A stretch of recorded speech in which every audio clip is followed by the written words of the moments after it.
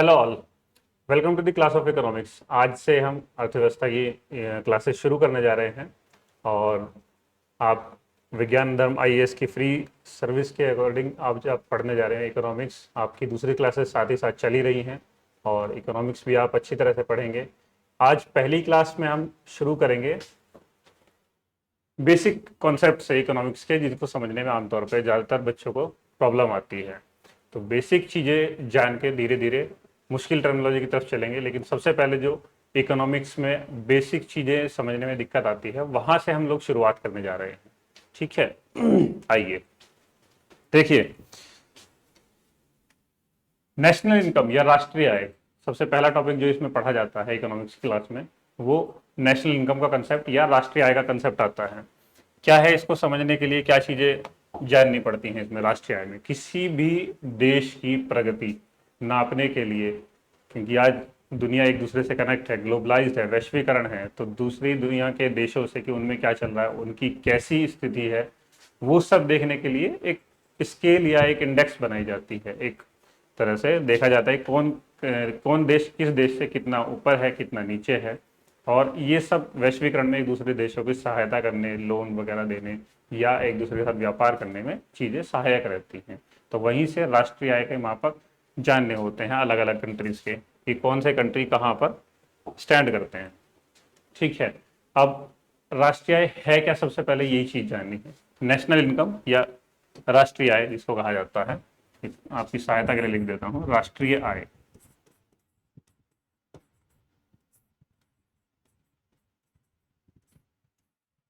राष्ट्रीय आय जो भी देश भर की पूरी कमाई है, किसी भी देश के सारे संसाधनों की, अगर हम उसको पैसे के रूप में देखना चाहें, कितना वो देश अर्जित करता है, कितना वो देश कमाता है अपने सभी संसाधनों से, वो राष्ट्रीय आय है। अलग अलग प्रकार के इसमें कॉन्सेप्ट निकल के आते हैं। ठीक है, देखेंगे क्या चीजें हैं।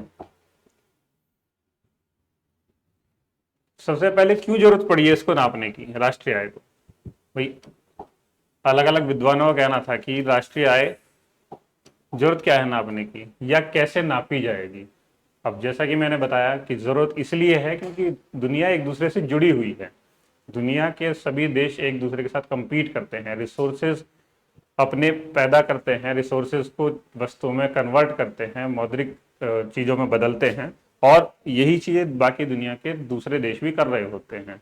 तो किस देश की कैसी स्थिति है, कौन किससे कितना आगे है, किस देश के साथ कैसे व्यापारिक संबंध रहने हैं, अंतर्राष्ट्रीय अर्थव्यवस्था कैसे सुचारू रूप से चलनी है, इसलिए हम राष्ट्रीय आय की गणना करते हैं।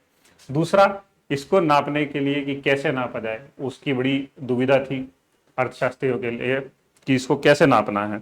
तो उसी के लिए इन्होंने चार कॉन्सेप्ट निकाले कि जीडीपी, एनडीपी, जीएनपी, एनएनपी, चार अलग अलग कॉन्सेप्ट हैं जिसके हिसाब से ये देखा जाता है कि कौन सी अर्थव्यवस्था कैसा परफॉर्म कर रही है, कैसी उसकी स्थिति चल रही है अपने संसाधनों के संबंध में। ठीक है, एक एक कंसेप्ट देखेंगे हम लोग, चारों कंसेप्ट को अलग अलग क्या है ये कंसेप्ट। ठीक है, आइए सबसे पहले जीडीपी। सभी ने इसका नाम सुना होगा, मेरे ख्याल से कोई ही होगा ऐसा जिसने इसका नाम ना सुना हो। जीडीपी न्यूज़पेपर में, न्यूज़ में, समाचारों में, सब जगह ये वर्ड खूब दिखाई देता है। खास तौर पर बजट के आसपास इसकी खूब चर्चा होती है कि जीडीपी बढ़ गया, जीडीपी घट गया, जीडीपी ग्रोथ रेट बढ़ रही है, घट रही है, दूसरे देशों के संबंध में कैसी चल रही है। इस वर्ड से सभी लोग जानते हैं, क्या सुना सभी ने है लगभग, क्या चीज है जीडीपी। आइए, जीडीपी इसका पूरा नाम, जो कि ग्रॉस डोमेस्टिक प्रोडक्ट, ये कहलाता है जीडीपी। हिंदी में से कहते हैं सकल घरेलू उत्पाद। अब ये क्या है, तीनों वर्ड मिला के इसका भी देखेंगे। ये है कि जो भी एक देश अपने क्षेत्र के अंदर कोई भी चीज पैदा करता है, बनाता है, किसी भी तरह की चीजें, उसकी सभी वस्तुओं की गणना अगर हम रुपए के फॉर्म में करें या उनकी एक मॉनेटरी वैल्यू देखें कि ये सब चीजें कितने की हैं या इन सब चीजों का मूल्य कितना है, उसको कहा जाता है ग्रॉस डोमेस्टिक प्रोडक्ट। ठीक है, जैसे कि लिखा हुआ है, is the value of the all final goods. Final goods, ये देखना फाइनल गुड्स क्या है, यानी कि वो सभी चीज वस्तुएं जिनका हम लोग सीधे उपभोग करते हैं, क्योंकि गुड्स भी 2-3 तरह की हैं, रॉ मटेरियल्स, रॉ गुड्स यानी कि कच्चा माल, उसका ज्यादातर चीजों में, ज्यादातर क्या उसका दूसरी वस्तुएं बनाने में काम आता है, वो रॉ गुड्स कहलाते हैं। इंटरमीडिएरी गुड्स यानी कि जो वस्तुएं दूसरी तैयार वस्तुओं को बनाने के लिए इस्तेमाल होती हैं, जैसे कि गेहूं, गेहूं से आटा बना, आटा कुछ जगह पर फाइनल गुड हो सकता है, इंसान उसको अपनी डायरेक्ट खाना बनाने के लिए इस्तेमाल करता है, वहां वो फाइनल गुड है। लेकिन अगर आटे से बिस्किट बनना है और बिस्किट फिर फाइनल गुड है, तो यहां पर आटा मध्यवर्ती वस्तु कहलाता है। ठीक है, तो ये बात है यहाँ ऑल फाइनल गुड्स की, जीडीपी की। एंड सर्विसेज, तो गुड्स एंड सर्विसेज दोनों ही कैलकुलेट हो रही है यहाँ पे। And services produce with in the boundary of a nation, किसी देश की बाउंड्री के अंदर, देश की बाउंड्री के अंदर, से बाहर से संबंध नहीं है कि बाहर कितना प्रोड्यूस हो रहा है, क्या हो रहा है, उससे नहीं, सिर्फ देश के अंदर। ड्यूरिंग 1 ईयर पीरियड, आमतौर पर 1 साल के अंदर। ठीक है, तो यहां से पता चलता है कि जो भी देश कोई भी गुड्स एंड सर्विसेज प्रोड्यूस कर रहा है अपनी भौगोलिक सीमा के अंदर, 1 साल के अंदर जो भी चीजें बनाई गई हैं उसकी मॉनेटरी वैल्यू, ठीक है, वो जीडीपी है। इसके तीनों वर्ड अलग अलग हमने बताए हुए हैं यहाँ पे, क्या क्या चीजें हैं आप देख सकते हैं। ग्रॉस, सकल यानी कि टोटल, सारी वैल्यू, कंप्लीट। ठीक है, दूसरा है डोमेस्टिक, डोमेस्टिक मीन उसकी अपनी बाउंड्रीज के अंदर कोई भी इकोनॉमिक गतिविधि जो भी की गई with in the boundary of a nation या कंट्री। डोमेस्टिक घरेलू, जो कि उसके घर में बन रही है, किसी देश का घर मतलब उसकी भौगोलिक सीमाएं, जहां तक उसका आर्थिक प्रभाव जाता है, जहां तक उसके कानून लागू होते हैं, उस सीमा के अंदर जो भी चीजें बनी। और तीसरा है प्रोडक्ट, यहां से देखेंगे प्रोडक्ट यानी कि उत्पाद, use to define the goods and services. Product के अंदर गुड्स और सर्विसेज दोनों ही आएंगे। ठीक है, तो ये 3 चीजें मिला के ग्रॉस डोमेस्टिक प्रोडक्ट यानी कि टोटल वैल्यू ऑफ डोमेस्टिक, जो उसकी सीमा के अंदर चीजें बनी हैं, प्रोडक्ट, गुड्स एंड सर्विसेज, इनकी मॉनेटरी वैल्यू, मौद्रिक वैल्यू, वो जीडीपी बनाती है। इन सभी चीजों को मिलाकर जीडीपी कहा जाता है। जो ये 1 ईयर पीरियड कहा गया है, किसी कंट्री के लिए कुछ हो सकता है, किसी के लिए कुछ हो सकता है, कुछ मतलब रहेगा 1 साल ही। जैसे कि अगर हम अपने कंट्री की बात करें, हमारा फाइनेंशियल ईयर कब शुरू होता है? 1 अप्रैल से, 1 अप्रैल से 31 मार्च तक, ये फाइनेंशियल ईयर है हमारा। 1 जनवरी से 31 दिसंबर वाला नहीं है फाइनेंशियल ईयर। ये सवाल भी कई जगह पूछा जाता है, इस डेट को ध्यान रखेंगे। ये फाइनेंशियल ईयर कब से कब तक हमारा जाता है। ठीक है, आगे बढ़ते हैं। सेकंड आता है हमारा एनडीपी। ये क्या चीज है अब एनडीपी? हाँ, तो जैसे ग्रॉस डोमेस्टिक प्रोडक्ट है, हमने उसके अंदर सभी चीजें ले ली हैं जो भी किसी देश की सीमा के अंदर 1 साल के अंदर बनी है। ठीक है, वो सारी चीजें को एक मौद्रिक रूप में हमने नापा है कि कितनी चीजें हमारी बनी हैं, उन सब चीजों की वैल्यू। अब जो भी कोई चीज हम बनाते हैं, ठीक है, उसमें कुछ हमारी टूट फूट, कोई मशीनरी पुरानी हो रही है, किसी चीज की वैल्यू कम हो रही है। जैसे आप कोई भी गाड़ी खरीदते हैं, किसी ने साइकिल, स्कूटर, मोटरसाइकिल, कार जो भी खरीदा, तो धीरे धीरे क्या होता है कि उसकी वैल्यू धीरे धीरे कम होती जाती है। आप अगर पहले साल उसे बेचने निकलेंगे तो हो सकता है आपको उसकी 75% कीमत मिल जाए, 70% कीमत मिल जाए। लेकिन अगर आप उसी गाड़ी को 5 साल बाद बेचने निकलते हैं तो शायद 40% मिलना भी मुश्किल हो जाए। ठीक है, तो ये जो उसका मूल्य कम हुआ है समय अंतराल के साथ, उसे मूल्यह्रास या डेप्रिसिएशन कहा जाता है। अब डेप्रिसिएशन क्यों जरूरी है? एनडीपी नापने के लिए। जैसे जीडीपी था, अब यहां पर एनडीपी है। एनडीपी मतलब net net domestic product, net domestic product. ठीक है, इसे निवल घरेलू उत्पाद भी कहा जाता है। जैसे वो सकल घरेलू उत्पाद था, हिंदी में इसे निवल घरेलू उत्पाद कहा जाता है। Is the GDP calculated after adjusting the weight of value of depreciation. ठीक है, ज्यादा कुछ नहीं, सिर्फ डेप्रिसिएशन को एडजस्ट करना है। डेप्रिसिएशन वही मूल्यह्रास जो बताया ना,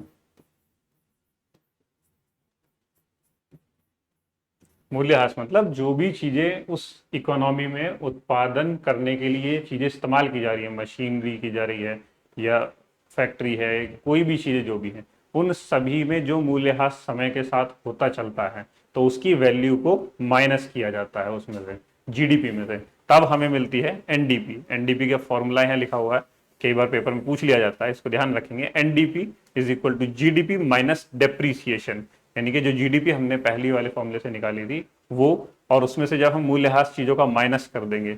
कोई फैक्ट्री है, अगर फैक्ट्री ने कोई मशीन लगाई, आज उस फैक्ट्री की जो भी पूरी नेट एसेट है वो मशीन की कीमत भी उसमें ऐड रहेगी, लेकिन 4 साल बाद 5 साल बाद मशीन काम करती जा रही है, काम उसकी वैल्यू समय के साथ घट रही है। तो अपने अकाउंट बुक्स में वो उस मशीन की कीमत हमेशा ही, अगर उसने शुरू में 10 लाख खरीदी थी, 10 लाख नहीं लिखेगा। अगर आज उसे बेचनी पड़ रही है वो मशीन, तो उसकी मशीन वो 10 लाख की नहीं जाएगी, उसकी मशीन कम की जाएगी। हो सकता है 40% जाए, 50% कीमत की बिके। तो वो जो कीमत घटी है उसकी समय के साथ, उसके यूज करने के साथ, वो मूल्यह्रास है। तो वो चीजें एडजस्ट करनी पड़ती हैं हमें जीडीपी के साथ में, तो वही डेप्रीसिएशन है। ये दूसरा कॉन्सेप्ट है हमारा एनडीपी का, जो जीडीपी से हमें ज्यादा वास्तविक फिगर शो करता है राष्ट्र की इकोनॉमी की, कि हमारी इकोनॉमी में कुछ चीजें खराब भी हो रही हैं, वियर टियर भी हो रही हैं, कुछ चीजें मूल्यह्रास हो रहा है, उन चीजों का नुकसान हो रहा है, कुछ चीजों को, उन चीजों की वैल्यू घटा दी जाती है। जब घटाएंगे तो हमें पता चलेगा वास्तविक में हमारा उत्पादन कितना हुआ है। सारी चीजें हम टोटल वैल्यू से नहीं कैलकुलेट करेंगे। तो जीडीपी से थोड़ा सा बेटर कॉन्सेप्ट एनडीपी का होता है, जिसमें से सिर्फ एनडीपी जीडीपी माइनस डेप्रिसिएशन, सिर्फ यही अंतर आता है दोनों। ठीक है। तीसरा कॉन्सेप्ट क्या है हमारा, आगे चलेंगे, जीएनपी। जीएनपी सबसे पहले ये लिखेंगे,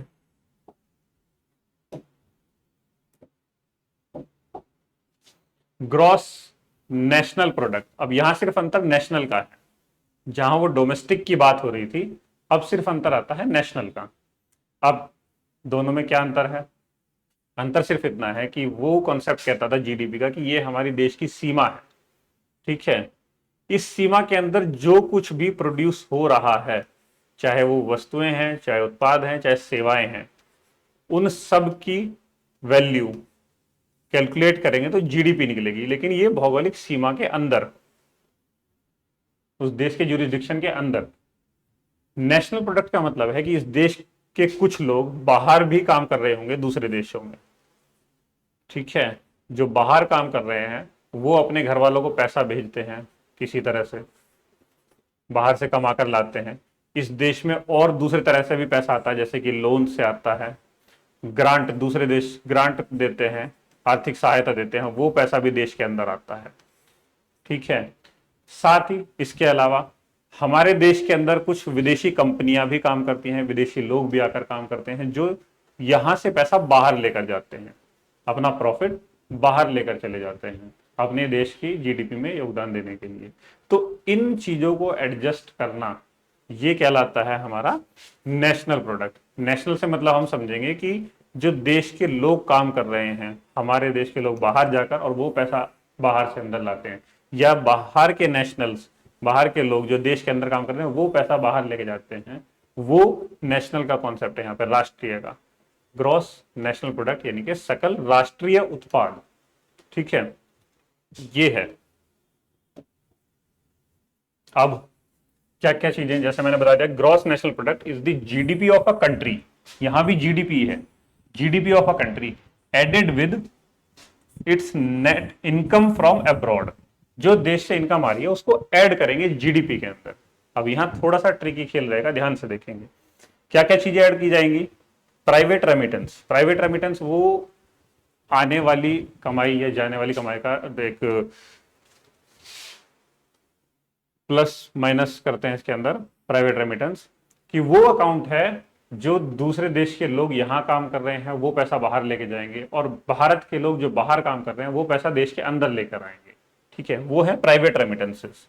देखेंगे क्या किस तरह से कैलकुलेट होंगी ये। जो बाहर पैसा लेके जाएंगे उस पैसे को माइनस करेंगे हम अपनी जीडीपी में से, जो बाहर से पैसा अंदर आ रहा है उसको हम प्लस करेंगे अपनी जीडीपी में, ठीक है। दूसरा, इंटरेस्ट ऑन एक्सटर्नल लोन्स। अच्छा, मैं एक चीज बता देता हूं यहां पर, भारत के संबंध में, भारत एक बहुत बड़ा देश है जिसमें कि ये प्राइवेट रेमिटेंसेस जो है वो उसकी वैल्यू पॉजिटिव रहती है। इसका मतलब है कि भारत के बहुत ज्यादा लोग दुनिया के दूसरे देशों में काम करते हैं और वहां से बहुत बड़ी संख्या में पैसा भारत के अंदर भेजते हैं, जिसकी वजह से भारत इस संबंध में, प्राइवेट रेमिटेंसेस के संबंध में निजी प्राप्तियां, इनके संबंध में भारत की स्थिति अच्छी रही है। भारत पैसा ज्यादा प्राप्त करता है बजाय यहां से जो पैसा बाहर जाता है उसके संबंध में। दूसरी चीज, इंटरेस्ट ऑन एक्सटर्नल लोन्स। अब किसी भी देश को अपना विकास करने के लिए अलग अलग देशों से, अलग अलग अंतरराष्ट्रीय संस्थाओं से लोन की आवश्यकता पड़ती है। ठीक है, तो जो लोन लिया जाएगा वो लोन तो वापस जाना ही है। अब चाहे $100 मिलियन का लोन आया और $100 मिलियन का लोन चला गया, तो उससे तो कोई फर्क नहीं पड़ा, जितना पैसा आया उतना चला गया। लेकिन जो उसके ऊपर ब्याज देना पड़ता है वो एक बहुत बड़ी मद है, जो भारत से पैसा बाहर चला जाता है। भारत बहुत बड़ी अमाउंट में लोन लेता है अंतरराष्ट्रीय संस्थाओं से, जैसे कि आपकी IMF से लेगा, ठीक है, वर्ल्ड बैंक से लेगा, जो एशियन डेवलपमेंट बैंक है ADB, वहां से लोन लेता है। इसके अलावा और जो बड़ी संस्थाएं हैं उनसे भारत लोन प्राप्त करता है। जो लोन के साथ वापस उसमें ब्याज के साथ पैसा देना पड़ता है, वो ब्याज बहुत बड़ी संख्या में जाता है। तो यहां पर भारत की स्थिति अच्छी नहीं रहती है, भारत बहुत बड़ा पैसा अपना ब्याज में देता है। तीसरी चीज जो भारत से पैसा आता या जाता है, एक्सटर्नल ग्रांट। अब भारत को भी कुछ अंतरराष्ट्रीय संस्थाएं ग्रांट देती हैं। ग्रांट का मतलब है मदद, आर्थिक मदद, और एक्सटर्नल का मतलब है जो बाहर से प्राप्त हो रही है, बाहर आ रही है, जा रही है। तो भारत दूसरे देशों को ग्रांट देता भी है, नेपाल को देगा, श्रीलंका को देता है, मालदीव, जितने भी अपने आसपास के देश हैं उन सबसे अच्छे संबंध रखने के लिए भारत उन देशों को आर्थिक सहायता प्रदान करता रहता है। और साथ ही दूसरे देश भी जब भारत को आर्थिक सहायता की जरूरत होती है तब वो भी दूसरे देश या दूसरी संस्थाएं भारत को आर्थिक सहायता देती हैं। तो इस संबंध में भी भारत की स्थिति ऐसी है कि भारत से आर्थिक सहायता जाती ज्यादा है और आती कम है। ठीक है, तो यानी कि यहां पर भी भारत की स्थिति नेगेटिव ही रहती है टोटल ओवरऑल। तो इस प्रकार से हम देखें तो प्राइवेट रेमिटेंस के संबंध में भारत के अंदर पैसा ज्यादा आता है। इंटरेस्ट जो ब्याज जाता है एक्सटर्नल लोन्स पर, उसमें पैसा बहुत ज्यादा जाता है, नेगेटिव। यहाँ प्लस लिख लेते हैं, यहाँ पैसा आ रहा है, यहाँ नेगेटिव। और एक्सटर्नल ग्रांट, यहां से भी पैसा बड़ी संख्या में बाहर जाता है, नेगेटिव। तो ओवरऑल जब हम इसकी कैलकुलेशन देखते हैं तो भारत यहाँ पर नेगेटिव में रहता है, यानी कि भारत का ज्यादा पैसा बाहर जाता है। तो इसके आगे जब देखेंगे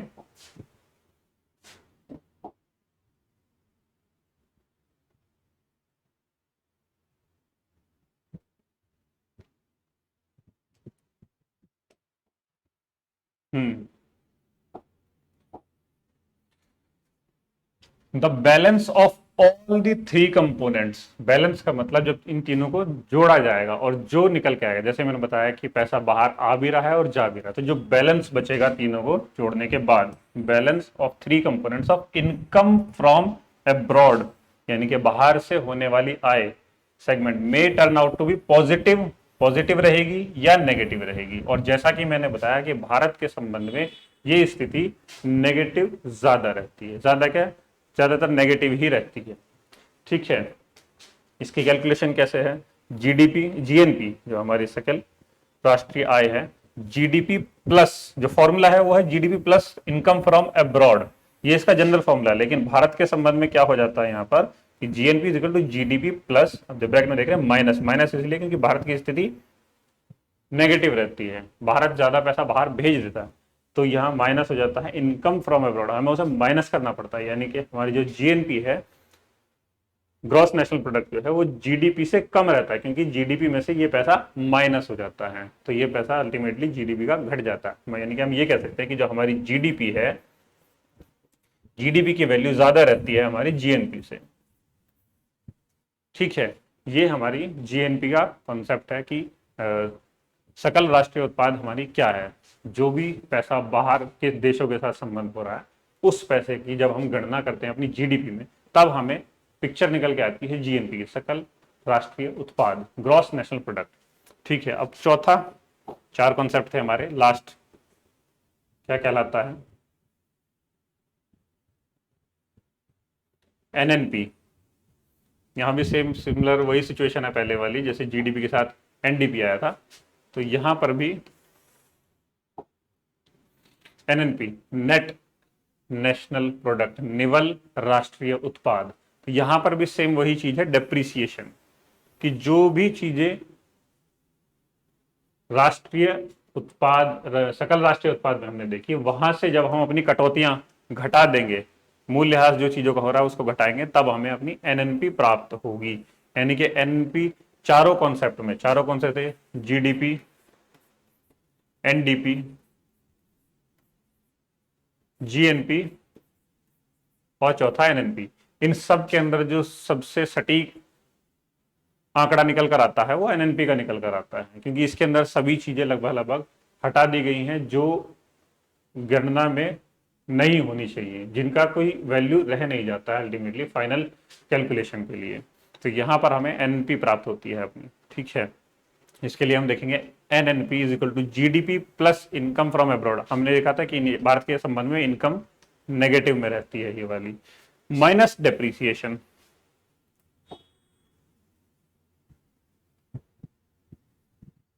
ठीक है, माइनस डेप्रीसिएशन। डेप्रीसिएशन हमेशा माइनस ही होगा, क्योंकि अगर हमें नेट वैल्यू निकालनी है, निवल वैल्यू निकालनी है, तो डेप्रीसिएशन को हमें माइनस करना ही पड़ेगा, तो ये माइनस हो जाएगा। लेकिन जो ये वाला है इनकम फ्रॉम अब्रॉड, इसको भी हम भारत के संबंध में माइनस करते हैं। जनरल फॉर्मूला इसका प्लस करने का ही है, क्योंकि भारत की वैल्यू इसकी नेगेटिव रहती है, तो हम इसे माइनस ही करके चलते हैं भारत की जीएनपी एनएनपी कैलकुलेट करने के लिए, ठीक है। तो ये जो एनएनपी निकल कर आई है लास्ट में, ठीक है, ये जो एनएनपी निकल कर आई है, ये सबसे शुद्ध रूप है किसी देश की नेशनल इनकम का। इसे ही हम लोग नेशनल इनकम या राष्ट्रीय आय कहते हैं। इसको लिखा जाता है एनआई, जैसे बाकी के लिए हमने लिखा था जीडीपी, एनडीपी, जीएनपी, एनएनपी, इसको लिखते हैं NI, simple, of an economy, national income. तो ये हमारी बाकी तीन भी राष्ट्रीय आय हैं, उनको भी काउंट कैलकुलेट करना चाहें तो कर सकते हैं, लेकिन सभी देश आपसी सामंजस्य, आपसी आंकड़ों को परखने के लिए कि किस देश की कैसी व्यवस्था है, उसके लिए सबसे शुद्ध रूप से इसे एनएनपी को कंसिडर करते हैं, निवल राष्ट्रीय उत्पाद, ठीक है। This is the purest form of income of a nation. सब सारी चीजें हमने डेप्रिसिएशन घटा दिया, बाहर जो पैसा चला गया वो घटा दिया, और जो पैसा बाहर से आया वो जोड़ दिया, सारी चीज जोड़ने के बाद जो हमें मिली वो प्योरेस्ट फॉर्म है हमारी, सबसे सटीक नेशनल इनकम का आंकड़ा ये निकल कर आता है, ठीक है। इसके बाद इसकी गणना जो की जाती है उसके लिए हमारे पास ये चार्ट है, आप देख पा रहे होंगे।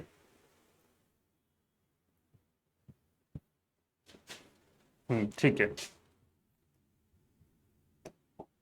Calculation of GDP, GDP calculate करने के लिए क्या क्या मेथड्स होती हैं। तीन मेथड है हमारे पास।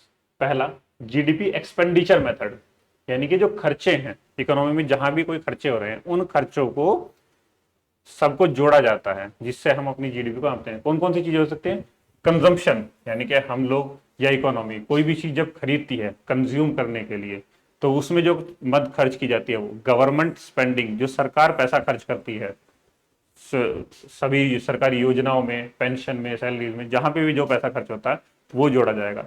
इन्वेस्टमेंट स्पेंडिंग, जो भी पैसा इन्वेस्ट किया जाता है, सेव किया जाता है, इन्वेस्ट, चाहे वो बैंकों में इन्वेस्ट किया जा रहा है, शेयर्स मार्केट में इन्वेस्ट किया जाए, जहां पर भी पैसा इन्वेस्ट किया जा रहा है, पीपीएफ में इन्वेस्ट, क्योंकि जो पैसा इन्वेस्ट किया जाता है अल्टीमेटली वो गवर्नमेंट के पास इकट्ठा होता है, और गवर्नमेंट उसको अपने योजनाओं के लिए खर्चे में खर्च करती है बाद में। हालांकि उस पर पैसा सेफ रहता है वो, लेकिन वो सरकार की मद बनाता है। यहाँ पर changes in value of stock, share market का कॉन्सेप्ट, जब वो वैल्यू ऑफ स्टॉक चेंज होती है वहां से जो पैसा बढ़ घटता है।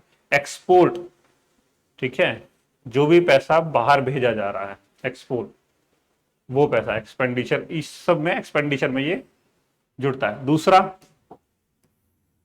दूसरी मेथड है हमारी income method, GDP income method. जो भी आय हो रही है किसी की भी, वो पैसा इस पे जोड़कर देखा जाता है कि कितनी चीजें, income from people in jobs and self employment, wages and salary. तो जो भी पैसा लोग कमा रहे हैं, जो भी इनकम अर्न कर रहे हैं, जो भी किसी की आय है, वो जोड़ा जाता है। प्रॉफिट ऑफ प्राइवेट बिजनेसेस, जो भी पैसा बिजनेस वाले लोग कमा रहे हैं, बिजनेसमैन कमा रहे हैं, जो भी उनका प्रॉफिट है वो। रेंटल इनकम, जो भी किसी तरह की रेंटल इनकम है वो इसके अंदर कैलकुलेट की जाती है। तीसरी मेथड है आउटपुट मेथड, ठीक है, ये आउटपुट मेथड है। इसके अंदर चीजें देख लीजिए, value added from each of the main economic sector. जो भी आउटपुट निकल रहा है इकोनॉमी के किसी भी सेक्टर से, सर्विस सेक्टर से निकल रहा है, एग्रीकल्चर सेक्टर से निकल रहा है, जो भी उसका आउटपुट है, जो भी फाइनल वैल्यू उसकी बन रही है, जो भी उसने प्रोड्यूस किया है, उन सब की वैल्यू वो है।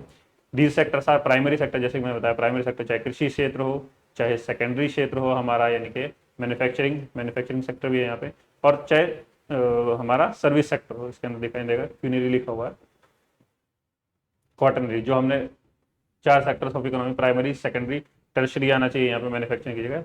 तीसरा क्षेत्र जो सर्विस सेक्टर है वो क्वार्टरनरी, R&D वाला सेक्टर जो होता है, वहां से जो भी आउटपुट निकलता है, जो भी चीजें उत्पादित की जाती हैं, वो सब यहाँ पर कैलकुलेट होती है। ठीक है, तो ये 3 चीजें पेपर में आती हैं, कौन कौन सी है या इनमें से कौन सा नहीं है। तो पहला एक्सपेंडिचर, दूसरा इनकम, और तीसरा आउटपुट, ये ध्यान रखेंगे। ठीक है, इसके अलावा एक और चीज है, इसके अंदर नहीं, मैं अलग से बता देता हूं आपको, कॉन्सेप्ट ऑफ बेस ईयर। ठीक है, कॉन्सेप्ट ऑफ बेस ईयर, आधार वर्ष।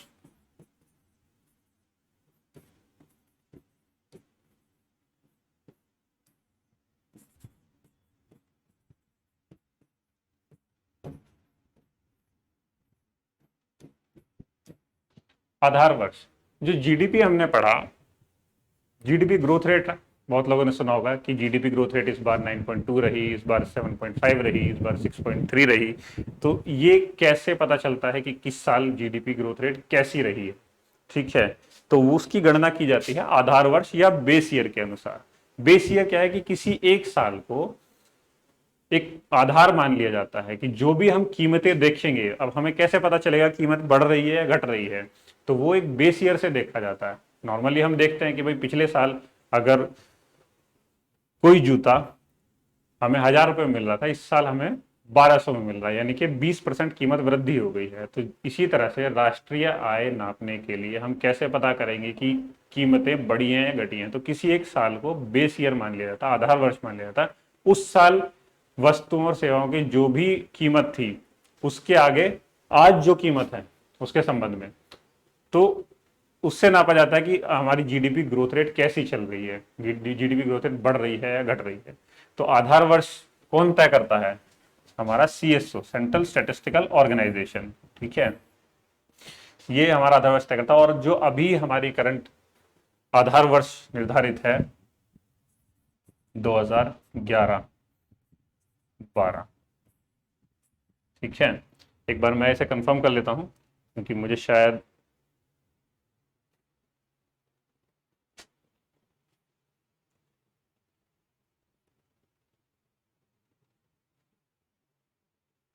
ठीक है, इसे कंफर्म करेंगे क्योंकि चेंज होता रहता है कई बार ना। सीएसओ इसको नापता है। अब इसी तरह से जैसे आधार वर्ष में अगर किसी चीज की वस्तु 100 थी, अगली साल उसी चीज की वस्तु 108 हो गई है, ठीक है, तो हम यहां से देखते हैं कि 8% की ग्रोथ रेट देखने में आई है।